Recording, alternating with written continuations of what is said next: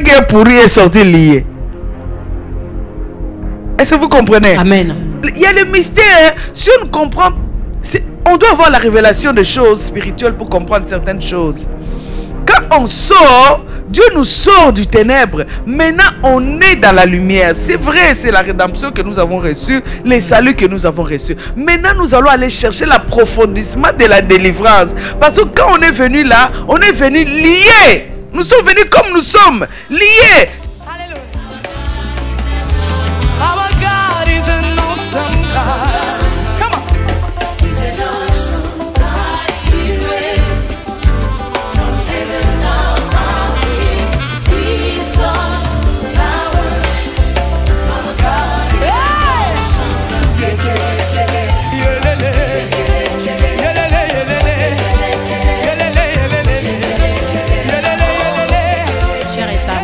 Vous attendiez à voir notre sœur Clotilde au micro pour commencer l'émission Femmes pleines de gloire, mais je prends cette liberté avec l'autorisation de notre sœur Clotilde pour commencer cette émission Femmes pleines de gloire qui est vraiment une émission bénie par laquelle on reçoit beaucoup de bénédictions, que vous aussi, chères sœurs, vous puissiez bénéficier parce que Femmes pleines de gloire, je me permets de vous rappeler que c'est une émission qui aide les femmes à rayonner, à être victorieuses dans chaque domaine de leur vie à partir de la parole de Dieu et par la grâce de notre Seigneur Jésus-Christ.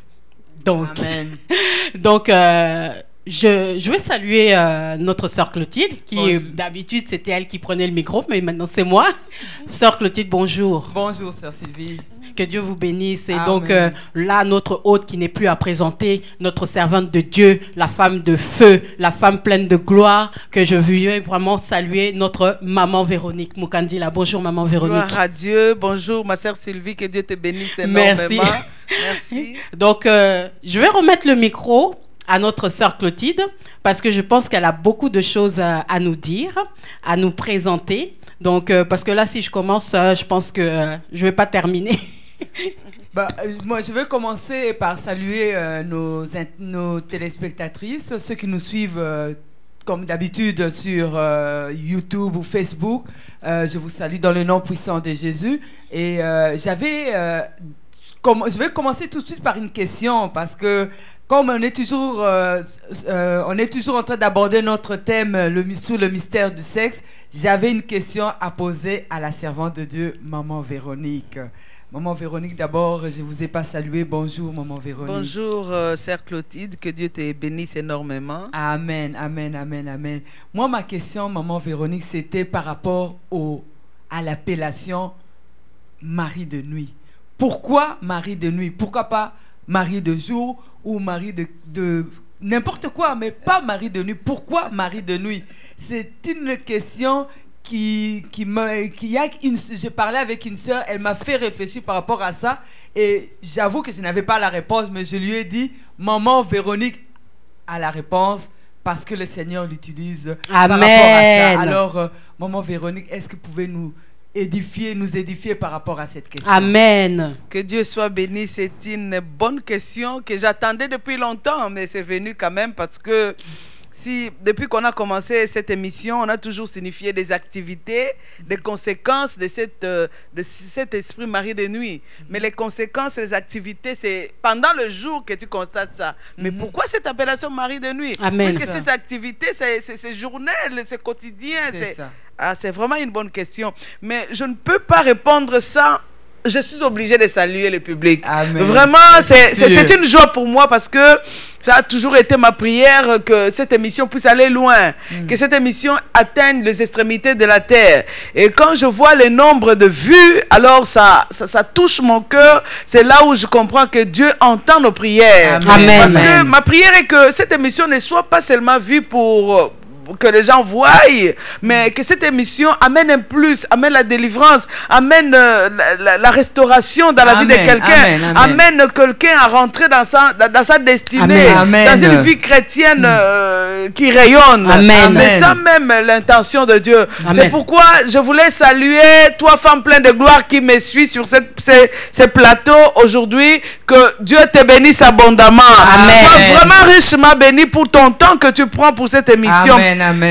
Ça réjouit mon cœur. Même notre caméraman Papa Jordan un jour me dit, maman, ça m'a étonné, je suis allée dans une maison, je vis, l'émission était en train de défiler, donc on a mis l'émission, ça défilait toutes les émissions passées. J'ai dit, c'est qu'il y a des femmes qui ont compris. Alors, la façon de comprendre des choses, la compréhension amène la délivrance. La compréhension amène la restauration, la bénédiction. Que Dieu vous bénisse. Maintenant, je reviens par rapport à la question de ma sœur Clotilde. Elle me dit qu'il y a une sœur qui lui a posé la question, pourquoi mari de nuit? Je voulais d'abord, avant de répondre à cette question, que les gens comprennent que le mystère du sexe, c'est un thème qui touche, qui englobe la vie conjugale. Parce que dans la Bible, il est écrit dans les livres d'un Corinthiens 7 que l'homme ne puisse rendre à sa femme ce qu'il lui doit et que la femme puisse agir pareillement. C'est-à-dire que le sexe, c'est le centre même du mariage. Quand le sexe dans le mariage n'est pas fait comme il se doit, dans la volonté de Dieu, ça ne réjouit pas le cœur de l'un des partenaires. C'est un mariage à problème. Qu'importe l'argent que vous pouvez avoir, qu'importe le succès que vous pouvez avoir, c'est pour dire que même, tu vois, les gens de renom, les gens qui font des affaires, les gens qui sont grands dans la société, mais quelque part, quand il est seul, il souffre. Pourquoi? Parce que là où il vient, il y a quelque chose qui n'est pas traité. C'est pourquoi j'insisterai à dire, ne nous traitez pas de sans pudeur. Parce que pourquoi des femmes comme ça peuvent se mettre sur le plateau et parler du sexe? Nous voulons la liberté. Nous pouvons pas cacher, nous ne pouvons pas mettre sous la couverture là où le diable travaille. Les activités du diable doivent être mises à nu. Ce n'est pas que nous rehaussons les diables, ce n'est pas que nous propulsons les diables, ce n'est pas que nous témoignons les diables, mais non, si nous connaissons comment il agit, nous allons savoir comment contrecarrer. Amen. Parce que la Bible nous dit, nous devons résister, mais nous devons comprendre comment il agit, comment sont ses stratégies, pour que nous puissions être capables de lui résister. Donc si tu comprends cette émission, ça peut empêcher, ça peut empêcher c'est que tu vives longtemps dans la captivité, dans la prison, que tu vives longtemps enchaîné, que tu vives longtemps malheureuse. Cette émission par rapport au mystère du sexe qui est le thème jusqu'à date peut faire de toi une femme exceptionnelle. Peut faire de toi une femme libre. Peut faire de toi une femme joyeuse. Peut faire de toi une femme qui se propulse à tous égards. Rien que parce que tu as compris qu'il y a quelqu'un qui dérangeait. Et quand je veux m'y mettre pour détruire la destruction de ce qui dérangeait là, il y aura la joie dans mon foyer. C'est pourquoi la vérité est... C'est bien de parler de la vérité. La vérité, c'est la parole de Dieu. La vérité, c'est ce que nous annonçons maintenant par rapport à cet esprit mari de nuit. Maintenant, la question, pourquoi mari de nuit? Nous allons prendre nos Bibles. Prenons nos Bibles. Essayons de voir Psaume, que tu lises dans ta Bible. Psaume 91. Psaume 91. Tu peux nous lire le verset 5 jusqu'au verset 7. Please. Amen. Psaume 91, versets 5 à 6. Toi, tu peux prendre Psaume 121, 6. Oui. Tu ne craindras ni les terreurs de la nuit, ni la flèche qui vole de jour, ni la peste qui marche dans les ténèbres, ni la contagion qui frappe en plein midi. Amen. C'est que nous comprenons par rapport à ces psaumes qu'il y a des activités. La flèche qui vole quand? Le jour. Le jour. Et les ténèbres, qu'est-ce qu'on dit par rapport aux ténèbres? Qu'est-ce qui se passe dans les ténèbres? La terreur. Oui. Dans la nuit, il y a la terreur. Le jour, il y a autre chose. Il y a la flèche. Et la nuit, il y a la terreur. C'est qu'il y a des esprits qui condamnent la nuit. Mais pourquoi pas les jours? Je reviens. Lis-nous Psaume 121, verset 6. Je lis au nom de Jésus-Christ. Amen. Amen. Pendant le jour, le soleil ne te frappera point, ni la lune pendant la nuit. Amen. Amen. Si je comprends, je relis ces deux psaumes, je comprends que la lumière et les ténèbres sont deux éléments qui ne se croisent pas. Non. Amen. Amen. Donc la lumière et les ténèbres ne se croisent pas. Si vous lisez dans la Bible, dans Genèse 1, je pense le verset 4, dans la création même, Dieu le créateur du ciel et de la terre, il a séparé la lumière et les ténèbres pour qu'il commence à faire des choses. Il devait commencer à séparer. Donc pour faire des choses qui devaient réjouir son cœur, parce que la Bible dit, le dernier jour, Dieu était satisfait de ce qu'il avait fait. Mais la satisfaction au dernier jour est venue comment? En commençant par séparer la lumière et les ténèbres. C'est-à-dire que tout ce qui concerne les ténèbres, les activités des ténèbres, les activités de la nuit, ce sont des choses qui emprisonnent, qui détruisent, qui dérobent, qui dérangent, qui encagent les hommes. Pourquoi on appelle cet esprit mari de nuit? Simplement parce que c'est un esprit de ténèbres. C'est la terreur qui vient derrière cet esprit. C'est pourquoi on appelle ça nuit. Nuit là, ça signifie ténèbres. Or, Dieu était satisfait quand il a séparé le jour et la nuit. Quand il a séparé, il a fait toutes les bonnes choses et il était satisfait de sa création. Pourquoi? Parce que tout était fait dans la lumière. Amen. Vous allez voir hier soir, hier matin. Donc il y a eu la lumière. À partir de la lumière, le dernier jour, Dieu content. Amen. Content. Pendant 6 jours de la création, Dieu était dit, non, tout ce que j'ai fait était parfait. Pourquoi? Parce qu'il devait séparer. Mais le diable, c'est qu'il fait quoi? Le diable, au lieu de séparer, le diable réunit. Ce qui est bon et mauvais, il fait l'inverse, il réunit. Il prend un enfant de Dieu qui est dans la lumière, il le met quelque chose dans les ténèbres. Alors que Dieu sépare, lui il vient, il fait l'inverse, il réunit. C'est ça. Pourquoi on appelle mari de nuit? Parce que c'est une activité de ténèbres. C'est pourquoi on appelle ça mari de nuit. Mais les conséquences, on le voit pendant le jour.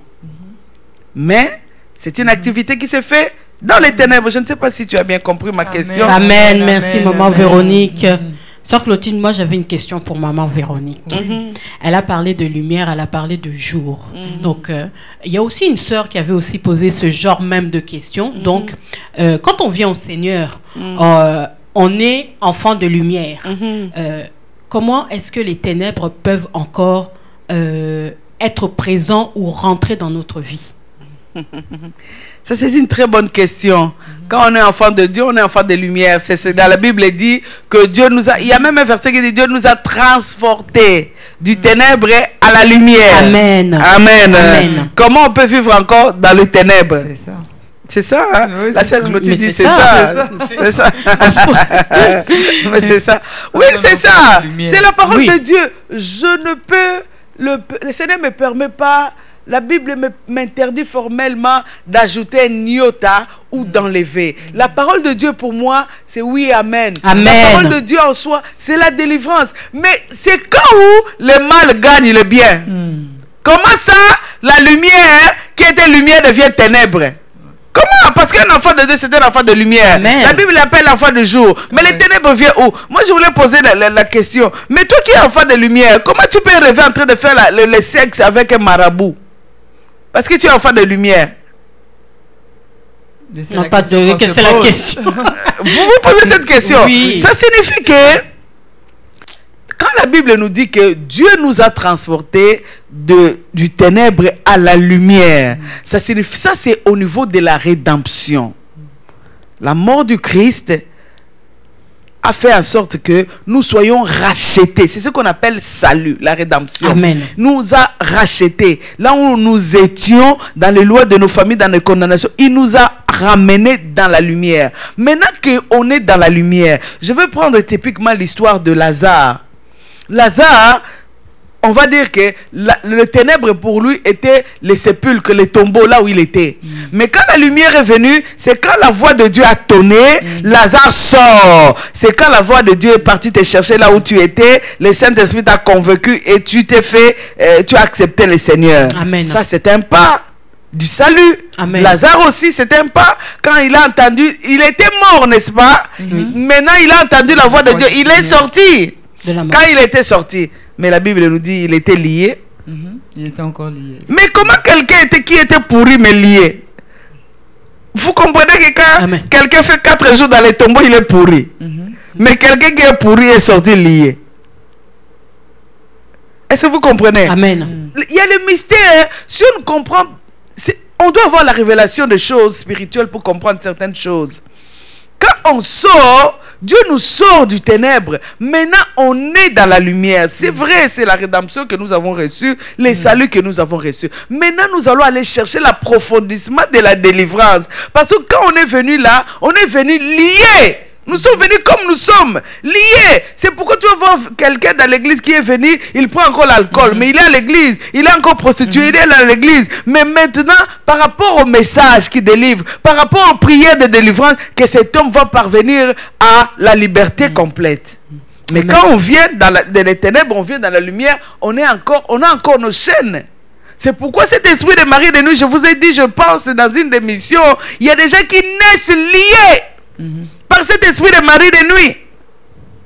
Il laisse dès le sein maternel lié par cet esprit qui contrôle toute la famille. Tu vois, un seul homme qui a mis dans sa prison toutes les femmes de la famille comme Marie de nuit. Mais à partir du sein maternel, tu es né sous cette malédiction de Marie de nuit. Amen. Mais un jour tu croises le Seigneur, tu vas venir avec tes liens.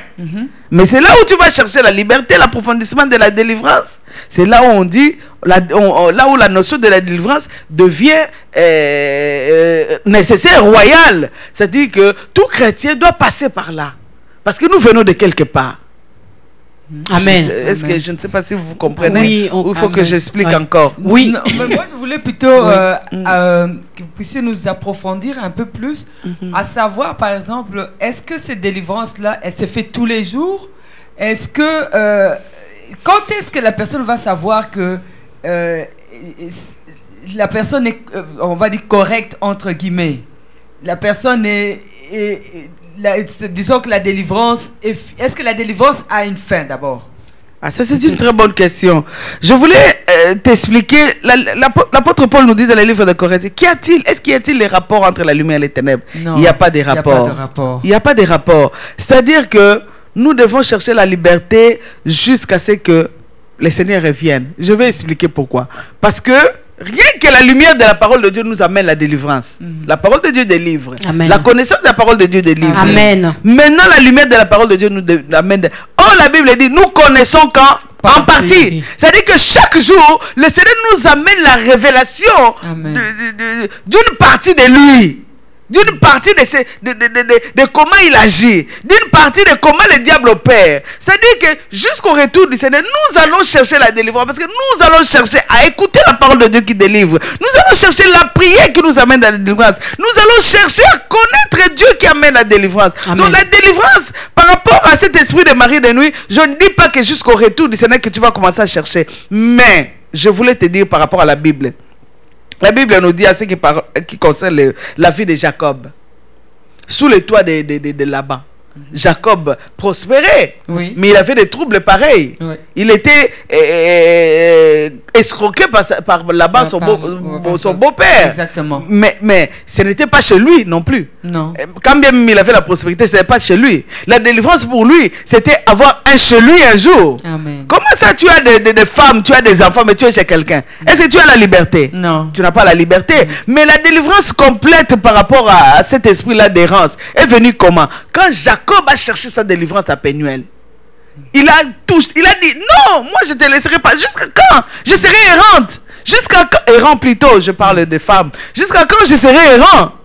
Quand il a dit au Seigneur, je veux, tu ne peux pas partir, je veux. Le Seigneur a dit, non, tu ne peux pas agir comme ça. La Bible dit, on lui a donné un coup pour dire que non. Il dit, non, même si j'ai un coup, je ne marche pas, mais je sois délivré de cet esprit de mari de nuit. Cet esprit a encagé mon mariage. Cet esprit a détruit mes enfants. Cet esprit a mené les chicanes, les troubles. Je ne comprenais pas que dans ma maison, il n'y avait pas de paix. C'était dû à cet esprit de mari de nuit. Aujourd'hui que j'ai la révélation par rapport à cette émission Femme de pleine de gloire, je veux ma liberté. Je veux, c'est ce que Jacob voulait. Parce qu'il était errant. Il avait des biens. Dis-moi même quand il est parti chercher son frère Ésaü pour se réconcilier.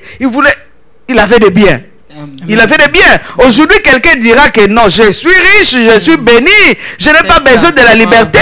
Cet esprit de mari de nuit, qu'est-ce qu'il fait? Je suis béni. Comme la question que tu as l'habitude de me poser. Quelqu'un qui se voit bien, Jésus-Christ. Quelqu'un qui se voit bien avec des richesses et tout. Mais Jacob savait qu'il n'allait pas.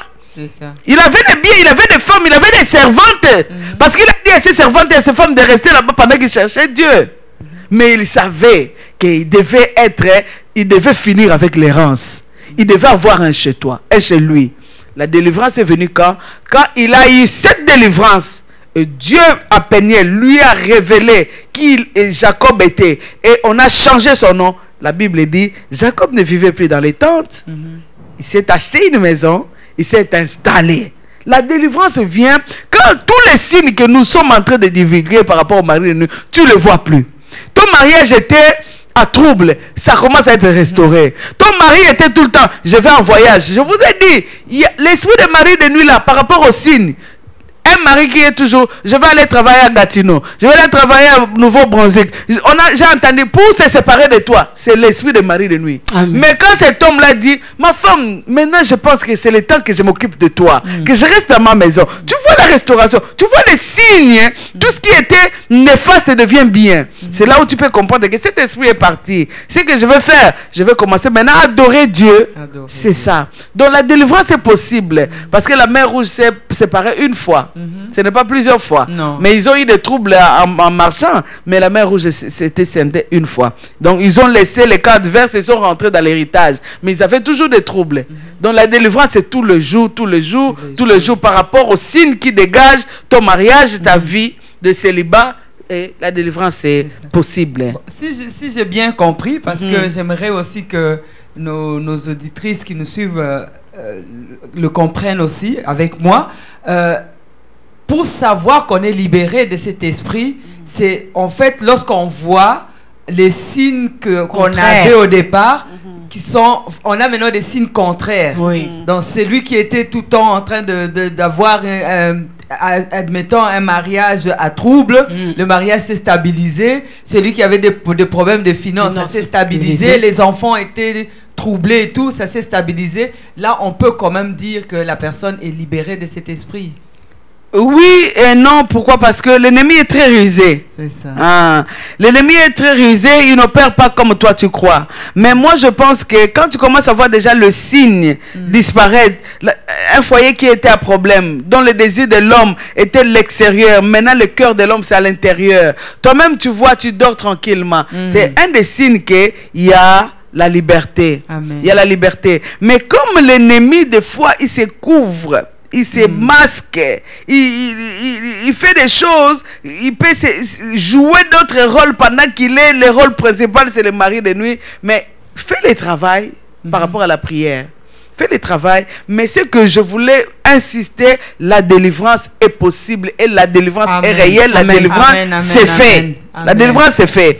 La satisfaction viendra quand tu auras le repos. Amen. Le repos. Dieu était satisfait après avoir séparé la lumière et les ténèbres. Amen. Quand les ténèbres chassées, les ténèbres parties, tu auras le cœur satisfait. Amen. Tu auras le cœur satisfait. Amen. Amen. Amen.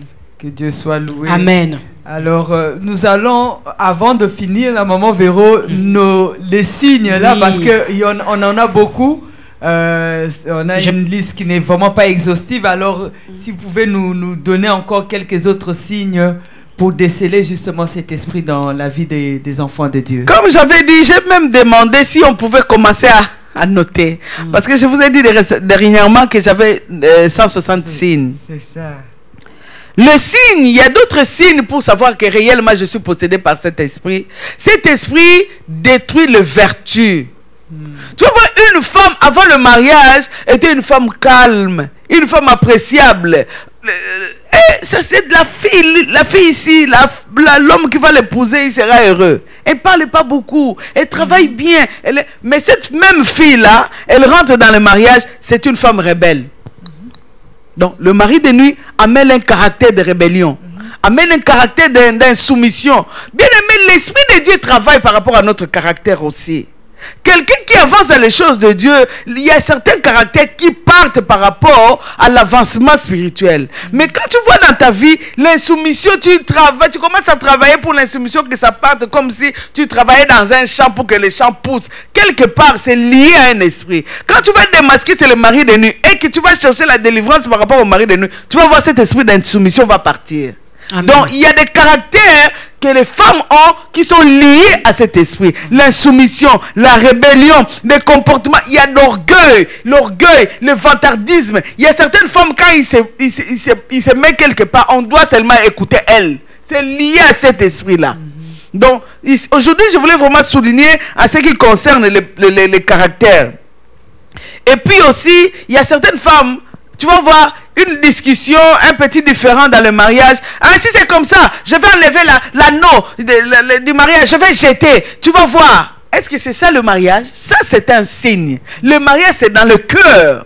C'est un signe. Mais comment toi, un moindre problème, je jette l'alliance, je vais déchirer les photos du mariage. Tu vois que les caractères te poussent à détruire tout ce qui est lié dans le mariage. C'est un signe.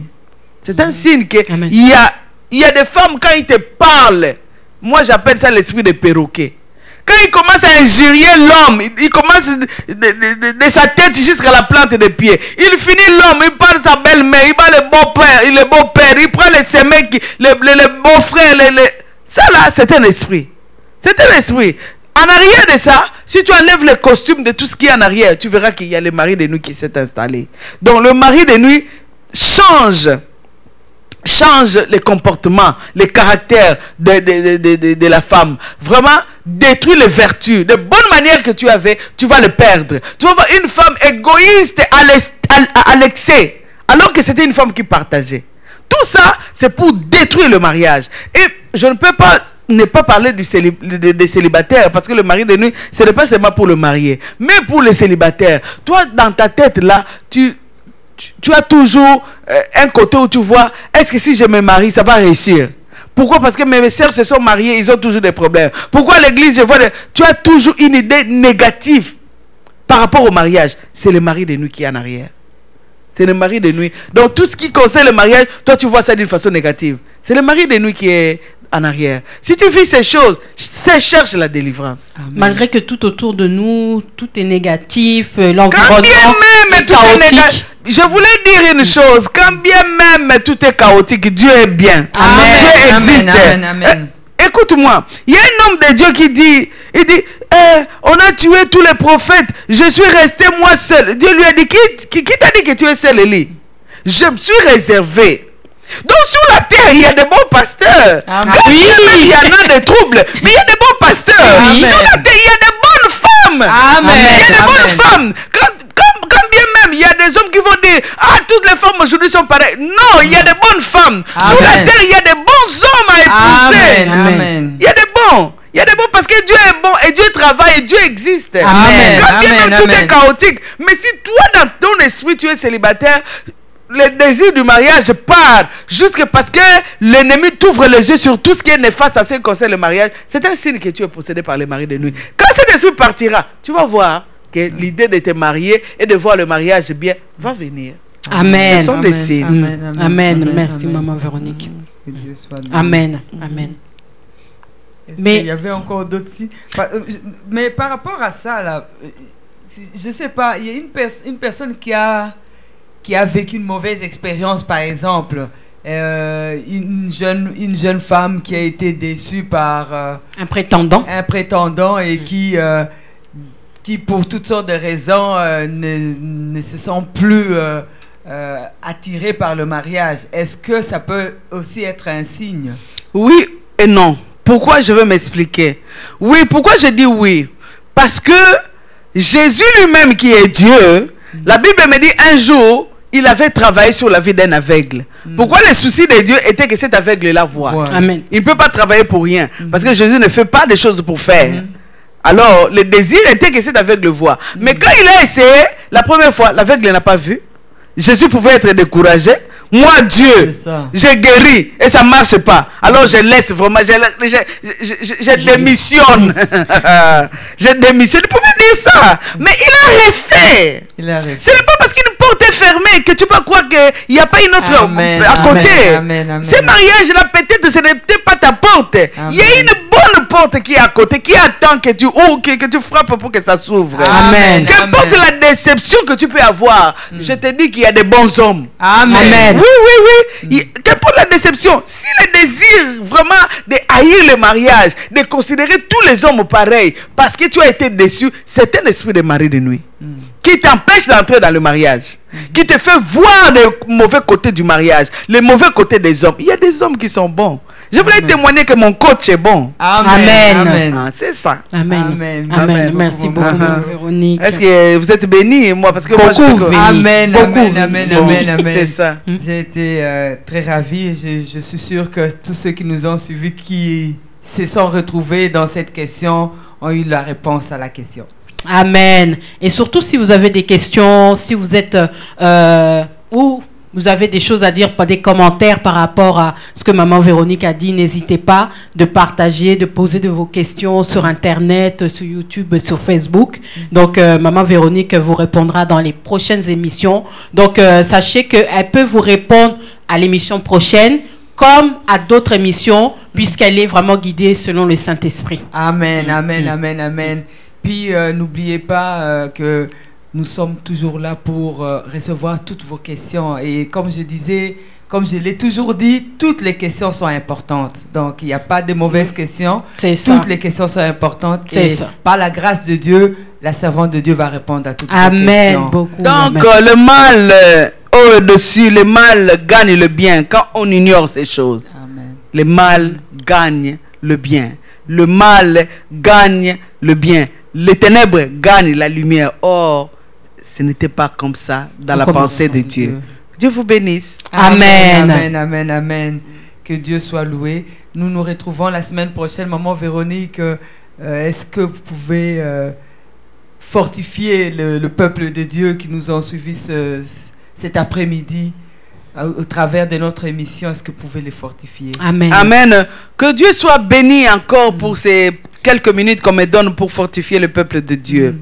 Cette émission, vraiment, mon cœur, c'est pour la victoire. Parce que c'est le cœur de Dieu. Mon cœur, c'est pour la liberté. C'est pourquoi Jésus a payé même un grand prix pour que nous soyons libres.